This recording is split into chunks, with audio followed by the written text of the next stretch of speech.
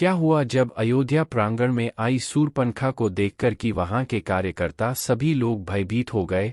अयोध्या राम मंदिर निर्माण में कार्य कर रहे लोगों को जब अचानक से रात में रोने की आवाज आई तो वह यहाँ वहां देखने लगे और भय से कांपने लगे।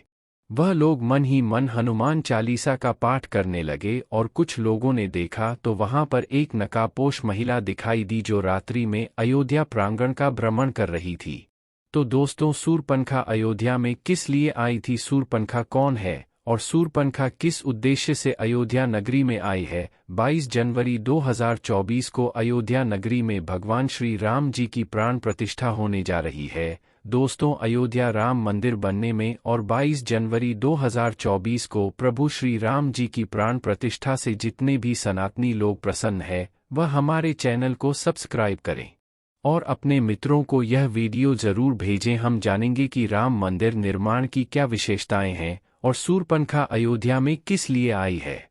जानिए मंदिर में क्या होगा खास।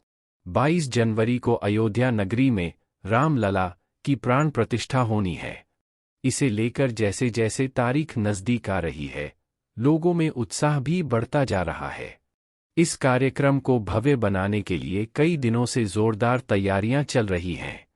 प्राण प्रतिष्ठा से पहले ही भक्तों ने अयोध्या नगरी में पहुंचना शुरू कर दिया है। 500 साल के इंतजार के बाद प्रभु श्रीराम अपने सिंहासन पर विराजने वाले हैं। ऐसे में उनका हर भक्त ये जानने को उत्सुक है कि इतने सालों बाद बन रहा श्रीराम मंदिर आखिर कितना भव्य तरीके से तैयार किया जा रहा है, इसमें क्या क्या खास होगा। आइए आपको बताते हैं इसके बारे में। अयोध्या में श्रीराम जन्मभूमि मंदिर का निर्माण कार्य लगभग पूरा ही होने वाला है। इस बीच श्रीराम जन्मभूमि तीर्थ ट्रस्ट की ओर से मंदिर की रात की तस्वीरें जारी की गई हैं। रामलला के मंदिर निर्माण कार्य में ग्राउंड फ्लोर यानी गर्भगृह बनकर तैयार हो गया है और प्रथम तल का निर्माण कार्य भी शुरू कर दिया गया है। 22 जनवरी को पीएम नरेंद्र मोदी के हाथों रामलला की प्राण प्रतिष्ठा होगी। धर्म नगरी अयोध्या सज रही है, संवर रही है, निखर रही है। क्या कभी किसी ने कल्पना की थी कि अयोध्या एक बार फिर से त्रेता युग की अयोध्या दिखाई देगी? अयोध्या को इस तरह से सजाया जा रहा है कि आने वाले दिनों में अयोध्या का जो स्वरूप होगा वह त्रेता युग की तरह दिखाई देगा, क्योंकि धर्मनगरी अयोध्या में भगवान रामलला के मंदिर का निर्माण कार्य चल रहा है। रामलला का प्राण प्रतिष्ठा का कार्यक्रम 22 जनवरी 2024 को किया जाएगा। देश के प्रधानमंत्री नरेंद्र मोदी अपने हाथों से रामलला का प्राण प्रतिष्ठा करेंगे। रात के समय दिखा राम मंदिर का अद्भुत नजारा हर किसी ने अभी तक राम मंदिर की दिन की तस्वीर देखी है, लेकिन आज हम आपको मंदिर की रात की तस्वीरें दिखा रहे हैं। रात्रि में भगवान श्रीराम का मंदिर अद्भुत दिखाई देता है। ये तस्वीर हर किसी राम भक्त को अपने आप में मोह लेगी, क्योंकि यह इतनी अद्भुत और अलौकिक तस्वीर है। देखने मात्र से ही हर राम भक्त के मन में यही एक इच्छा जागेगी कि जल्द से जल्द भगवान राम का मंदिर बन करके तैयार हो। इसकी एक झलक पाने के लिए हर कोई बेताब है।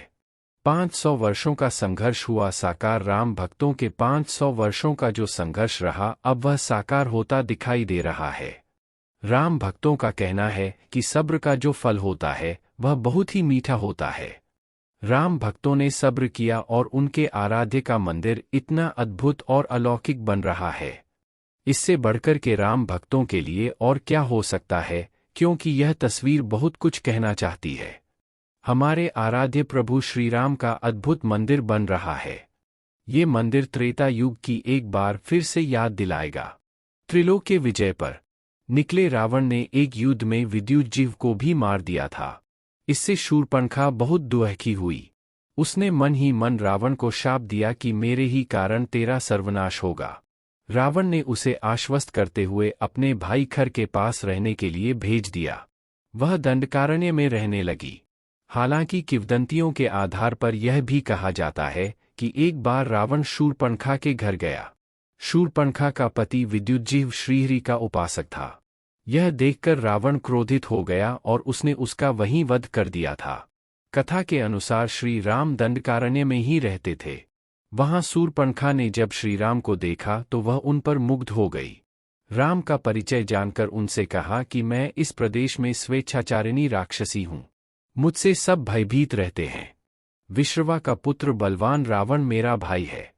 मैं तुमसे विवाह करना चाहती हूँ। यह सुनकर श्रीराम मुस्कुराए और बोले कि उनका विवाह हो चुका है तथा उनका छोटा भाई लक्ष्मण अविवाहित है, अतः वह उसके पास जाए। शूर्पणखा ने लक्ष्मण के समक्ष विवाह प्रस्ताव रखा तो लक्ष्मण ने अस्वीकार कर उसे फिर राम के पास भेज दिया। यह सुनकर वह भड़क गई और उसने कहा कि मैं सीता को अभी खाए लेती हूँ, तब यह सौत नहीं रहेगी और फिर हम विवाह कर लेंगे। जब वह सीता की ओर झपटी तो राम के आदेशानुसार लक्ष्मण ने उसके नाक कान काट दिए। कहते हैं कि जब यह घटना घटी तब तीनों पंचवटी में रहते थे। पंचवटी नासिक में है। यह भी कहा जाता था कि नासिक का नाम इसीलिए नासिक है क्योंकि वहां शूर्पणखा की नाक काटी गई थी। हालांकि कुछ विद्वान इसे नहीं मानते हैं। अब की कटी नाक के साथ शूर्पणखा अपने भाई खर और दूषण के पास गई। दोनों ने अपनी सेना सहित हमला किया। राम ने लक्ष्मण और सीता को एक कंदरा में जाने को कहा और वे अकेले ही संपूर्ण सेना से युद्ध लड़े। अंत में उन्होंने खर और दूषण का उनकी सेना सहित वध कर दिया। मुनि और गंधर्व भी यह युद्ध देखने गए थे। दूषण, त्रिशिरा तथा अनेक राक्षसों के मारे जाने पर खर स्वयं राम से युद्ध करने गया और वह भी मारा गया। राम ने खर, दूषण, त्रिशिरा तथा 14,000 राक्षसों को मार डाला। जाने कैसा है ये विशाल घंटा। राम मंदिर में प्रवेश द्वार पर ही ये घंटा लगाया जाएगा। इस घंटे से राम मंदिर की शोभा में 4 चांद लग देगा। इसे घंटे को बनाने में लगभग 4 साल का समय लगेगा। इस घंटे को अष्टधातु से बनाया गया है। इससे निकलने वाले आवाज मीलों दूर तक लोगों को सुनाई देगी।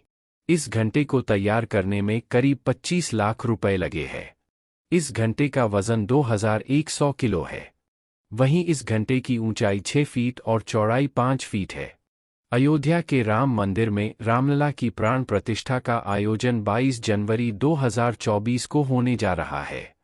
इस दिन विधि विधान के साथ भगवान श्री राम के बाल स्वरूप को मंदिर में विराजमान किया जाएगा।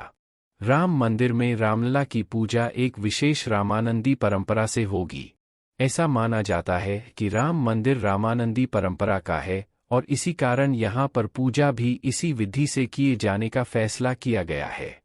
अयोध्या के करीब 90% मंदिरों में इसी परंपरा से पूजा होती है। ऐसी मान्यता है कि रामानंदी परंपरा के तहत पूजा होने के पीछे एक कथा प्रचलित है कि 14वीं शताब्दी में स्वामी रामानंदाचार्य के धार्मिक प्रचार प्रसार से मुगलों के हिंदुओं पर होने वाले हमलों से बचने के लिए ये मुहिम चलाई गई थी। बताया जाता है कि स्वामी रामानंदाचार्य ने वैष्णव पूजा परंपरा को प्रचार अभियान का साधन बनाया और वैष्णव, शैव और शाक्त इन 3 धार्मिक परंपराओं से पूजा की। यहाँ भगवान श्री राम और माता सीता को आराध्या देव मानकर पूजा की जाती थी। वहीं दक्षिण के वैष्णव संत स्वामी रामानुजाचार्य ने भगवान विष्णु और लक्ष्मी जी को इष्ट देव माना और इस परंपरा से पूजा की जाती थी। इसलिए अयोध्या के कुछ मठों में रामानुजाचार्य परंपरा से भी पूजा होती है। रामलला के जगाने से लेकर शयन तक की प्रक्रिया। जानकारों के अनुसार रामलला की पूजा रामानंदी परंपरा में थोड़ी अलग रहती है। यहाँ पर प्रभु राम के बाल स्वरूप की पूजा की जाती है। इस दौरान उनके लालन पालन, खान पान का ध्यान रखा जाता है। इस दौरान रामलाल को शयन से उठाने के बाद लाल चंदन और शहद से उन्हें स्नान कराया जाता है और दोपहर को विश्राम और सायं भोग आरती के बाद शयन को जाने तक 16 मंत्रों की प्रक्रिया पूरी की जाती है। इस दौरान सभी अनुष्ठान भगवान श्री राम के बाल रूप को ध्यान में रखकर किए जाते हैं। प्राण प्रतिष्ठा के बाद भी पूजन की यही विधि रहेगी। रामलला को हर दिन और समय के हिसाब से अलग अलग व्यंजन परोसे जाते हैं और रामलला को एक दिन में 4 बार भोग लगाया जाता है। ये व्यंजन राम मंदिर की रसोई में तैयार किए जाते हैं। रामलला की सुबह की शुरुआत बाल भोग से होती है। इसमें रामलला को रबड़ी, पेड़ा या कोई और मिष्ठान का भोग लगाया जाता है। रामलला को दोपहर के समय में राजभोग लगाया जाता है, जिसमें दाल, चावल, रोटी, सब्जी, सलाद और खीर शामिल है।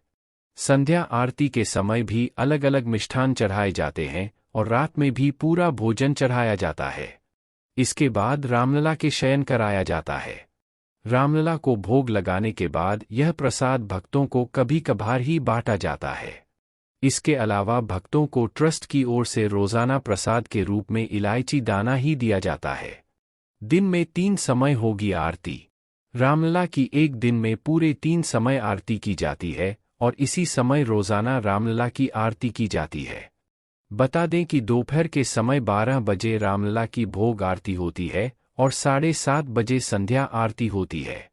इसके बाद रामलला को 8:30 बजे अंतिम आरती करके शयन करवाया जाता है। रामलला के दर्शन 7:30 बजे तक ही किए जा सकते हैं। इसके बाद उनके शयन की प्रक्रिया शुरू हो जाती है।